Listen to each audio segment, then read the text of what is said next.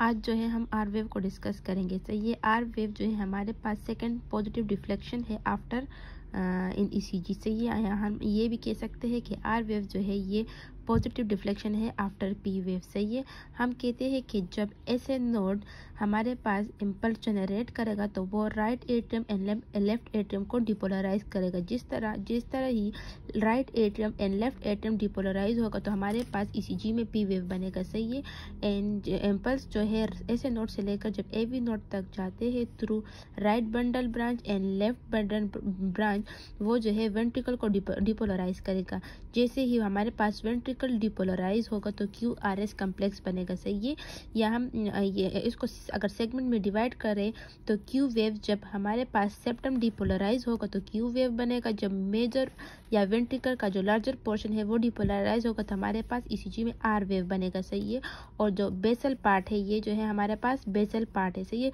जैसे ही basal part depolarise होगा तो हमारे पास जो है वो एस नोड एस वेव बनेगा। सही है। और टी वेव जो है वो वेंट्रिकुलर रिपोलराइजेशन, कि वेंट्रिकल दोबारा रिपोलराइज होगा तो हमारे पास ईसीजी में टी वेव बनेगा। सही है। तो आज हमारा जो टॉपिक है वो है आर वेव। जब मेजर वेंट्रिकल डिपोलराइज होगा तो हमारे पास आर वेव बनेगा। सही है। तो हम कहते हैं कि आर वेव जो है हमारे पास वेंट्रिकुलर डिपोलराइजेशन को रिप्रेजेंट कर रहा है। सही है। अगर हम नॉर्मली आर वेव की प्रोग्रेशन की बात करें तो आर वेव जो है हमारे पास इंक्रीज होता है। सही है। अगर हम देख लें normal progression of R wave तो ये देख लेगा कि आर वेव हमारे पास नॉर्मली क्या हो रहा है, इंक्रीज हो रहा है। V1 से V2 V3 up to V5 हमारे पास आर वेव इंक्रीज हो रहा है। लेकिन V6 में हमारे पास आर वेव जो है वो डिक्रीज हो रहा है, क्योंकि बिटवीन हार्ट एंड V6 हमारे पास लंग्स प्रेजेंट है, जिसकी वजह से हमारे पास VR के एम्पलीट्यूड में डिक्रीज आ रहे हैं। तो ये हमारे पास normal progression of the R wave. हम कहते हैं कि आर वेव जनरली इंक्रीज हो रहा है अप टू V6। सही है। अब हम आते हैं abnormalities of the R wave. Mostly हमारे पास आर वेव में 3 एबनॉर्मेलिटीज है के डोमिनेंट आर वेव इन V1 के V1 में हम कहते हैं कि normally small R wave produce होगा। लेकिन अगर V1 में हमारे पास आर वेव डोमिनेंट हो जाए तो वो कौन सी कंडीशन होगी कि V1 में आर वेव डोमिनेंट होगा। सही है। नंबर सेकंड एबनॉर्मेलिटी जो है वो है dominant R wave in AVR। सही है। And poor R wave progression. ये मोस्टली 3 एबनॉर्मेलिटीज है related to the R wave. सही। अब हम आते हैं कि डोमिनेंट आर वेव इन V1। जैसे हमने पढ़ा कि V1 में नॉर्मली हमारे पास आर वेव जो है वो स्मॉलर होता है और एस वेव जो है वो क्या होता है, लार्जर होता है। अगर मैं यहाँ पे बना लूँ तो इस तरह, सही है, कि आर वेव हमारे पास नॉर्मली स्मॉलर होगा और एस वेव जो है हमारे पास लार्जर होगा। सही है। मीन के आर एस कम्प्लेक्स इसमें बनेगा। लेकिन अगर हम कहते हैं कि V1 में अगर आर वेव क्या हो जाए, डोमिनेंट हो जाए, मीन के उसका एम्पलीट्यूड ज़्यादा हो जाएगा, तो वो कौन सी एबनॉर्मेलिटीज होगी जिसमें हमारे पास V1 आर वेव में डोमिनेंट होगा। तो हम इसको जो है वो रिवॉर्ड के साथ याद करेंगे। सही है। आर वेव जो है, आर का वर्ड जो है हमारे पास लेफ्ट बंडल ब्रांच को वो करेगा कि हमारे पास जब लेफ्ट बंडल ब्रांच ब्लॉक होगा तो उसकी वजह से आर वेव में क्या होगा, V1 में आर वेव डोमिनेंट होगा। सही है। इस तरह WPW सिंड्रोम में भी हमारे पास आर वेव जो है वो डोमिनेंट होगा। सही है। इस तरह एक्यूट MI या पोस्टीरियर MI जो होगा उसमें भी आर वेव V1 में डोमिनेंट होगा। सही है। लेफ्ट वेंट्रिकल हाइपरट्रोफी, अगर हमारे पास ये लेफ्ट वेंट्रिकल की हाइपरट्रोफी हो जाएगी तो उसकी वजह से हमारे पास क्या होगा, V1 में आर वेव डोमिनेंट होगा।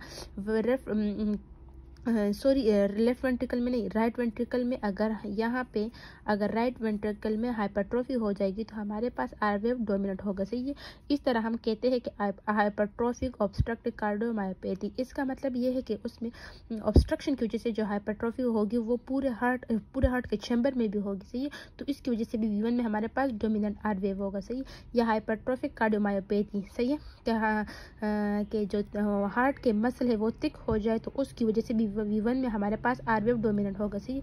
इस तरह एम्बोलिज्म में भी हमारे पास V1 में जो है आर वेव डोमिनेंट होगा। और डिस्ट्रोकार्डिया डिस्प्लेस लीड के मीन के अगर हम लीड की पोजीशन को इनकरेक्ट लीड लगा ले। सही है। कि तो उसकी वजह से भी वी वन में हमारे पास आर वेव डोमिनेंट होगा, सही है।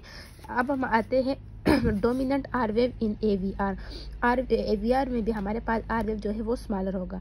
अगर अब हम वो कंडीशन डिस्कस करेंगे कि वो कौन सी कंडीशन होगी जिसमें ए वी आर में भी हमारे पास आर वेव डोमिनेंट आ जाए, सही है। तो उसको याद करने का तरीका है नवीद सॉरी के poisoning with the sodium channel blocking drug. अगर सोडियम चैनल ब्लॉकिंग ड्रग की वजह से हमारे पास पॉइजन कास हो जाए तो उसकी वजह से एवीआर लीड में हमारे पास आर वेव डोमिनेंट होगा, सही है। एन हमारे पास सोडियम चैनल को शो कर रहा है, सही है, जबकि वी हमारे पास वेंट्रिकुलर टेकिकार्डिया को शो कर रहा है, सही है। कि जब वेंट्रिकुलर टेकिकार्डिया होगा तो उसमें भी एवीआर में हमारे पास आर वेव क्या होगा, डोमिनेंट होगा, सही है। अब आते हैं डेक्स्ट्रोकार्डिया में भी हमारे पास आर वेव क्या होगा, डोमिनेंट होगा। लीड हम कहते हैं मिसप्लेस लीड का मतलब है कि अगर हम राइट आर्म के लीड को लेफ्ट आर्म की जगह लगा ले तो उसकी वजह से भी हमारे पास एवीआर में जो है वो आर वेव डोमिनेंट होगा, सही है। अब हम आते हैं poor R wave progression mean कि वो नॉर्मली जो हम कहते हैं कि आर वेव जर्नली इंक्रीज होगा, वो उसमें प्रोग्रेशन उसमें जो है वो पुअरली मीन के वो नॉर्मल पाथवे को फॉलो नहीं कर रहा, तो उसको हम कहते हैं पुअर आर वेव प्रोग्रेशन, सही है।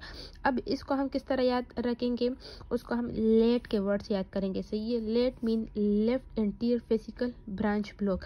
अगर हम कहते हैं कि जब जब एवी नोड से इम्पल्स आएंगे through right bundle branch and left bundle branch, right bundle branch हमारे पास राइट वेंट्रिकल को डिपोलराइज करेगा, जबकि लेफ्ट बंडल ब्रांच हमारे पास लेफ्ट वेंट्रिकल को डिपोलराइज करेगा। लेकिन अगेन लेफ्ट बंडल ब्रांच जो है वो थ्री में डिवाइड हुआ है, सही है। Anterior fascicle and to posterior fascicle, सही है। अगर हमारे पास एंटीरियर फॉर एग्जाम्पल ये लेफ्ट बंडल ब्रांच है तो इससे हमारे पास एंटीरियर फेसिकल आएगा। अगर इसमें ब्लॉकेज आ जाए तो हमारे पास पुअर आर वेव प्रोग्रेशन होगा, सही है। ये एंटीरियर मायोकार्डिक इन्फार्क्शन, सही है। अगर हम कहते हैं कि हमारे पास एम आई जो है हुआ है तो उसमें भी आर वेव प्रोग्रेशन होगा, सही है।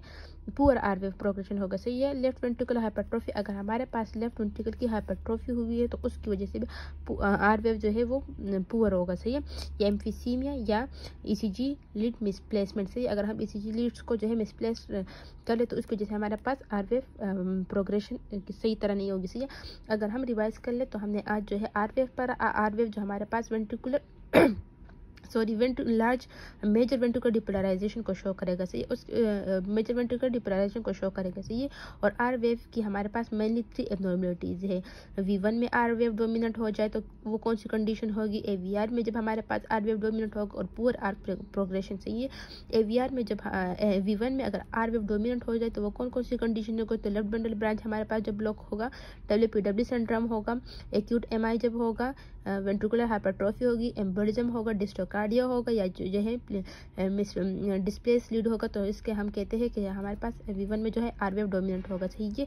इस तरह अगर हम AVR में नॉर्मली हमारे पास आर वेव जो है स्मॉलर होगा, लेकिन वो कौन सी कंडीशन होगी जिसमें AVR में हमारे पास आर वेव डोमिनेंट हो जाएगा, तो उसको हम नवीद से याद करेंगे, सही है। NA mean sodium blocking drug, सही है। Sodium channel blocking drug mean के सोडियम चैनल ब्लॉकिंग ड्रग अगर हम ले रहे तो उसकी जैसे अगर पॉइजन कास हो जाए तो हमारे पास AVR में आर वेव डोमिनेंट होगा, सही है। वेंट्रिकुलर टेकिकार्डिया, अगर हम वेंट्रिकुलर जो है हार्ट रेट ज़्यादा है मीन टेकिकार्डिया है तो उसकी वजह क्या होगा, AVR में हमारे पास आर वेव डोमिनेंट होगा। इस तरह डेक्सोकार्डिया एंड मिसप्लेस लीड के अगर हम राइट आर्म की जगह लीड को लेफ्ट आर्म की जगह लेफ्ट आर्म पे लगा लो तो इसकी वजह से भी हमारे पास AVR में डोमिनेंट आर वेव होगा, सही। इस तरह पूरा आर वेव प्रोग्रेशन को अगर हम याद करें तो वो लेट से याद करेंगे, सही। लेट मीनिंग के left anterior fascicle branch block या लेफ्ट बंडल ब्रांच ब्लॉक। अगर हमारे पास लेफ्ट बंडल ब्रांच ब्लॉक हो जाए या जब एंटीरियर फेसिकल हो वो ब्लॉक हो जाए तो उसकी वजह से आर वेव प्रोग्रेशन होगा, सही है। इस तरह हम कहते हैं कि राइट MI या जो है एंटीरियर MI जब हो जाए, सही है, लेफ्ट वेंट्रिकुलर हाइपरट्रोफी हो जाए या एम्फीसीएम हो जाएगा तो इसकी वजह से हमारे पास आर वेव जो है वो पुअर आर वेव प्रोड्यूस होगा, सही है। Thank you.